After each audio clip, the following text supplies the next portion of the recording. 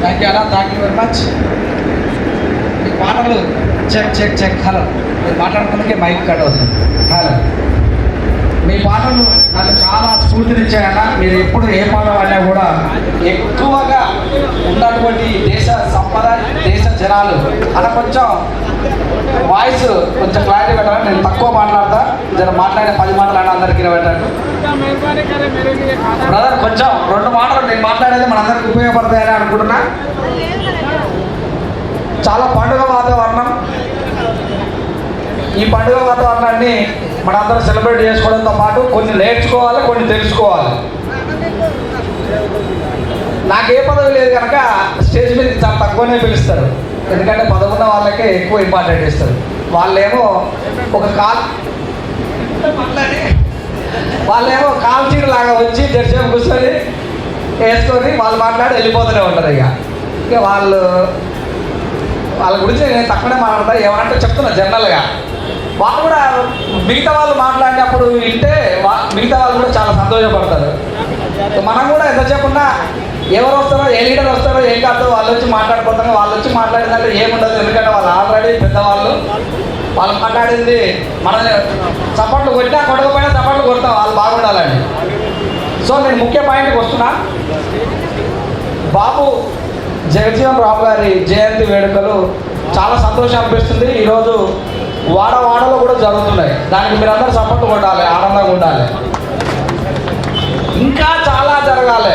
ఎందుకంటే అప్పుడు ఇలా జరిగితేనే మన ఐక్యత తెలుస్తుంది. ఐక్యత తెలిసినప్పుడు మాత్రమే మనం రాజ్యాధికారం వైపు వెళ్తాం. సో కండుగా ఐక్యత వస్తుంది. తర్వాత మనం ఆలోచించాల్సింది పవర్ గురించే. పవర్ ఉంటే ఆటోమేటిక్గా అన్నీ వాటంతా అవే నడుచుకుంటూ వస్తాయి. పొలిటికల్ కీ అనేది అన్నిటికంటే మాస్టర్ కీ. ఆ ఒక్క కీ కోసం మనం ఖచ్చితంగా కూడా వివిధ పార్టీలలో పనిచేసినా కానీ అంతిమ లక్ష్యం మాత్రం పవర్ కోసమే పనిచేయాలి. అన్ని పార్టీల జెండాలు మోస్తూనే ఉన్నాం, మోసం. సో ఇది సెకండరీ. ఫస్ట్ది ఏంటంటే మనం ఇంకేడునో చెప్తా. అన్ని విషయాలలో అనర్గళంగా మాట్లాడాము. స్వాతంత్రం వచ్చినాడే మన గురించి మన వాళ్ళు ఎన్నో పోరాటాలు చేశారు. బాబు జగజ్జీవన్ గారు స్వాతంత్ర సమరయోధులు. భారతదేశంలో మొట్టమొదటి ప్రభుత్వం ఏర్పడినప్పుడు 40 సంవత్సరాలు భారతదేశంలో కేంద్ర మంత్రిగా వివిధ శాఖలలో పనిచేసినటువంటి వ్యక్తి. 40 సంవత్సరాలు అంటే నాటే జోక్. ఉప ప్రధానిగా కూడా పనిచేసింది. ఒక సమస్య ఉందంటే సమస్యను సాధించుకునేటానికి పదవికి కూడా రాజీనామా చేసిండు. ఇప్పుడు మన వాళ్ళు ఉండరు. ఏ ఎమ్మెల్యేలన్నా మన కోసం రాజీనామా చేయమని చెప్పండి. మన వాళ్ళు ఎవరన్నా రాజీనామా చేయరు. కనీసం సభలలో వచ్చి మా ప్రభుత్వం మన కోసమే పనిచేస్తుంది, మా ప్రభుత్వం మన కోసమే పనిచేస్తుంది అని మనల్ని కూడా దద్దమ్మలు చేసి వెళ్ళిపోతారు. మీరు అర్థం చేసి చూడండి. ఎవరు వచ్చినా మా ప్రభుత్వం మన కోసమే పనిచేస్తుంది అంటాడు. రాజీనామా చేసినటువంటి దమ్మున లీడర్లు ఉన్నాయండి. ఇప్పుడు ఆ రోజులల్లో ప్రభుత్వం, అదే ప్రభుత్వంలోని మన బిఆర్ అంబేద్కరుడు కార్మికుల కోసం అన్యాయం చేస్తే రాజీనామా చేసిండు. అలాంటి చట్టాల కోసము ఆ రోజుల్లోనే ఎంతో పోరాటం చేసారు. ఆ రోజులలో మనం ఎంత ఐక్యత ఉన్నాం? ఆ రోజుల్లో మనకు ఐక్యతనే లేదు. మీరు అర్థం చేస్తలేరు. ఆ రోజుల్లో అంబేద్కర్ తోటి మాట్లాడాలంటే ఆయన ఏమంటే పోయిన వాళ్ళు అందరూ వెలేసినట్టే ఉండేవాళ్ళు.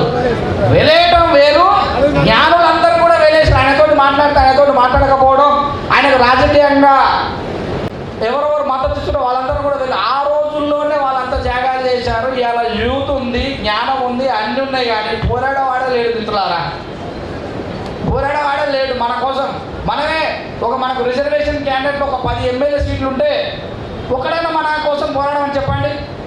కనీసం మా జాతికి అన్యాయం జరుగుతుందంటే చూడండి. దయచేసి మీరు ఓవైసీ మిత్రులు చూసి మనం చాలా నేర్చుకోవాలి. వాళ్ళకు చిన్న కార్యకర్తకి అన్యాయం జరిగినా కూడా ఇమీడియట్గా స్పందిస్తారు. మరి మన సోదరులకు జరిగితే 10 ఎమ్మెల్యేలు కానీ మిగతా ఎంపీలు మనకున్న వాళ్ళు మాట్లాడతారా?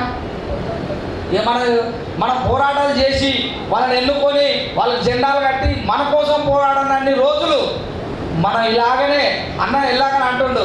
బహుశా ఎన్నడు వస్తుంది మనకు స్వాతంత్రం అని, ఇంకెన్నడు వస్తుందో చెప్పండి. చూడండి, మిగతా ఏదైనా కార్యక్రమం ఉంటే పెళ్ళం పిల్లలు అందరూ కలిసి పోతాం. మరి ఈ కార్యక్రమాన్ని మనం మన ఫ్యామిలీ ఎవరికి చెప్తున్నాం? ఈ సభలన్నీ కూడా ఫస్ట్ మన పిల్లలకు నేర్పాలి, మన కుటుంబ సభ్యులకు నేర్పాలి, మన చుట్టాలకు నేర్పాలి. అప్పుడు మన అందరం ఐక్యతలో మన పండుగలాగా రావాలి.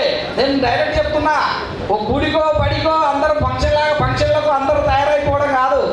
ఇలాంటి ఫంక్షన్లకు అందరూ తల్లి వస్తే ఎలా ఉండేది సమూహము? మన అందరం ఐక్యత కావాలంటే ఫస్ట్ మన ఇంటి నుంచే స్టార్ట్ కావాలి. మన మహిళలు రావాలి, మన యువకులు రావాలి, మన పిల్లలు రావాలి. వాడు ఇలా మాట్లాడేది విని ఉపయోగకరం అవుతాడు. దేనికోసం మనం ఎంత చేస్తున్నామని తెలుసుకుంటాడు. అలాంటి అదే చెప్తున్నా, 40 సంవత్సరాల పీరియడ్లో వాళ్ళు కష్టపడి మాన ప్రాణ ధన అన్నీ వదిలిపెడితేనే ఇవ్వాలి మనం స్వేచ్ఛగా మాట్లాడాలి. ఆ రోజు స్వేచ్ఛగా ఇవ్వాలి. వాట్సాప్ గ్రూపులు ఉన్నాయి, ఫేస్బుక్, సోషల్ మీడియా ఎంతో ఉంది. సోషల్ మీడియా వరకే పోరాడగలుగుతున్నాం, జెండా పట్టుకొని బయటకు వచ్చి మాట్లాడలేకపోతున్నాం. ఆ రోజు నేను మాట్లాడాలంటే నా వాయిస్ వినాలంటే నేనే మాట్లాడాలి, ఒక 10 మంది చెప్పుకుంటూ పోవాలి. అంత త్యాగాలు చేస్తేనే 75 సంవత్సరాలు దాటుతుంది మనకి స్వాతంత్రం వచ్చి. అయినా కూడా ఐక్యత లోపిస్తుంది. ఎక్కడ లోపిస్తుంది? అన్నీ చెప్పగలుగుతున్నాం. నేను డైరెక్ట్ చెప్తున్నా, మనకు రాజకీయంగానే కాదు, సంపదలో, దేశ సంపదలో వాట రావాలి మిత్రులారా. దేశ సంపదలో ఎప్పుడైతే వాట వస్తుందో అప్పుడు మనం ఆటోమేటిక్గా బాగుపడతాం. దేశ సంపద మనకు లేదు. నేడు విద్యా వ్యవస్థ, మనకున్నటువంటి వ్యవస్థ అంతా ప్రైవేట్మయం అయిపోయింది, పారిశ్రామిక ప్రైవేట్మయం అయిపోయింది. మనకు మిగిలింది ఏంటంటే జిహెచ్ఎంసీలో పనిచేసే పోస్టులు మాత్రమే మిగులుతున్నాయి. అటెండర్ పోస్ట్ మాత్రమే మిగులుతున్నాయి. నాటి జీతకాలం అయినా ఇవాళ ఆఫీస్ బాయ్లో మాత్రమే అవుతున్నాం. 1-2 పెద్ద పోస్టులు వస్తే అంత కుట్ర, అన్ని కుతంత్రాలు ఐక్యత లోపం వల్లనే జరుగుతుంది మిత్రులారా. ఫస్ట్ మనం ఏం చేయాలంటే, అన్నీ చదువుకున్నాం, ఇంకా జ్ఞానోదయం కావాల్సిన అవసరం ఉంది, రాజకీయ చైతన్యం రావాల్సిన అవసరం ఉంది. రాజకీయ చైతన్యానికి ఒకటి చెప్తున్నా, వాడు ఎవడైనా సరే డబ్బులు ఉన్నోడు లాస్ట్కి అందరూ ఒకటే అవుతారు. మనం డబ్బులు వంచకుంటే గెలవలేమా? ఏమనంటే డబ్బులు కావాలి రాజకీయంగా అంటావు. మరి ఓట్లు మనమే ఎక్కువ ఉన్నప్పుడు, 80% మనమే ఉన్నప్పుడు ఎందుకు గెలుస్తున్నావు నియోజకవర్గాలల్లా? 80% మనమే కదా. అంటే మనం డబ్బులు కమ్మలవుతున్నావా ఓటేస్తేందుకు? అది మనమే చేసుకోవాల్సిన అవసరం ఉంది. నేడు మాత్రమే యుద్ధం చేయాల్సినటువంటి ఈ పీరియడ్ మాత్రమే, ఈ తరం మాత్రమే యుద్ధం చేయాల్సి. ఈ తరం దాటితే రాబోయే తరం యువత బయటికి వెళ్ళి క్రికెట్ ఆడదు.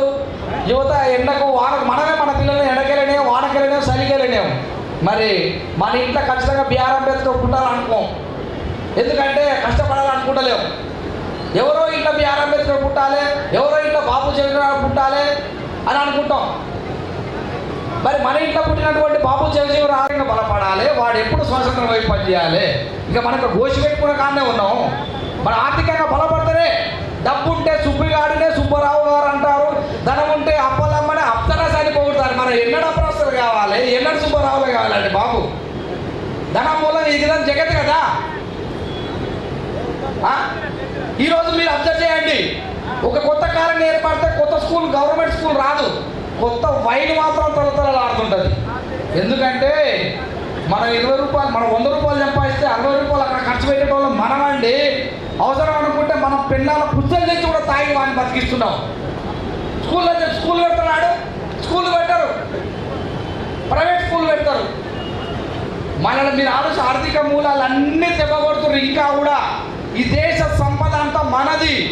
మనకి ఎట్లీస్ట్ గ్రానైట్లో మనకి ఏమైనా ఇస్తున్నా? విద్యా సంస్థలు, ప్రైవేట్ విద్యా సంస్థలు పెడితే మనకి ఏమైనా కోటా ఇస్తుందా? ప్రైవేట్ హాస్పిటల్ పడితే మనకి ఏమైనా కోటా ఇస్తున్నా?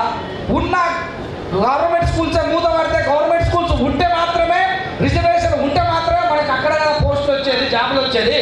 గవర్నమెంట్ స్కూల్స్ అన్ని మూత పడితే నీకు ఏడు రిజర్వేషన్ వస్తుంది, నువ్వు ఏడో టీచర్ అవుతావు. గవర్నమెంట్ హాస్పిటల్స్ మూత పడితే నువ్వు డాక్టరేట్ అవుతావు, నీకు రిజర్వేషన్ వస్తుంది. మన దేశానికి మన అనగానే ఒక పోలియో లాంటిది చుట్టుకుంది.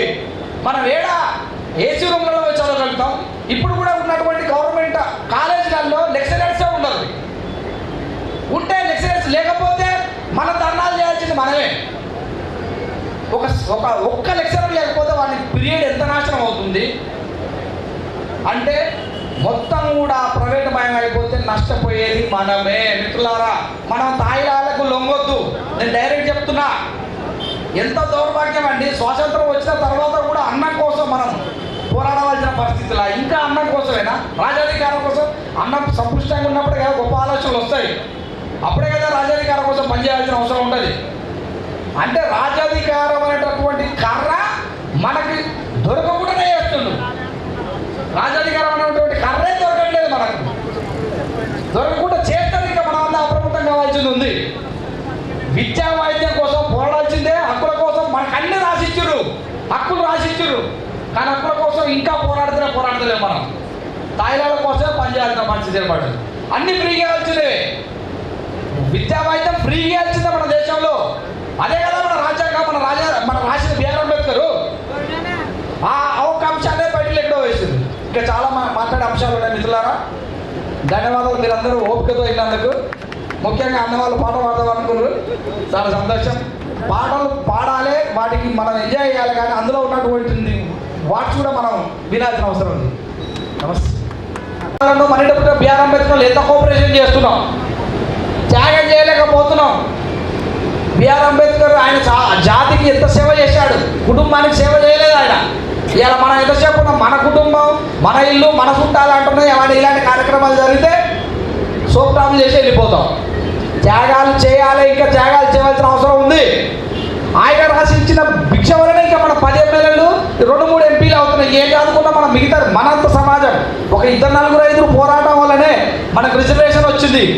ఒక 2 పోరాటం వల్లనే మనకి అన్నింటిలో స్థానాలు వచ్చినాయి. మరి మిగతా పార్ట్ అంతా మనం అంతా ఏం చేసినాం? మన చేతి ఈ 75 సంవత్సరాలలో మన పోరాటాలు ఏం సాధించినాయి? పని చేయకుండానే పోయినాయని చెప్తా. ఎందుకంటే ఈ మధ్యలో మనకి ఎక్కువ రిజర్వేషన్ ఇచ్చినా, రాజకీయంగా మనకి ఎక్కువ పదవులు ఇచ్చినా, మిగతా వాటిలో ఏమైనా వచ్చిందా? రాబోయే రోజులు ఇంకా భయంకరం అయితే. ఎందుకంటే మన పిల్లలు ఏదైనా యూనివర్సిటీకి వెళ్ళాలనుకుంటే అన్ని ప్రైవేట్ అయిపోయినాయి. ఏదైనా యూనివర్సిటీలో చదవాలి అనుకుంటే ఎంత కళ్ళమంట. గవర్నమెంట్ ఉంటేనే కదా మనం పోయి పూటకు భోజనం పెడితే మనం తిని బుక్కులు పట్టుకొని చదువుతుంటాడు. అన్ని ప్రైవేట్ మయం చేస్తే మన దగ్గర డబ్బులే లేవు. ప్రైవేట్లో లక్షలు కట్టి ఎలా చదువుతాం? చదువుకు దూరం చేస్తున్నారు. వీళ్ళు జ్ఞానవంతులు అయితే ఏకమవుతారని. వీళ్ళు జ్ఞానవంతులు, వీళ్ళ దగ్గర జ్ఞానం ఉంటే ఏకమవుతారు. వీళ్ళు ఏకమైందంటే మా కిందికే నీళ్ళు వస్తాయని చదువుకు దూరం చేస్తున్నారు. మిత్రులారా, మీరందరూ గుర్తుంచుకోండి, చదువే మనందరికీ వెలుగు.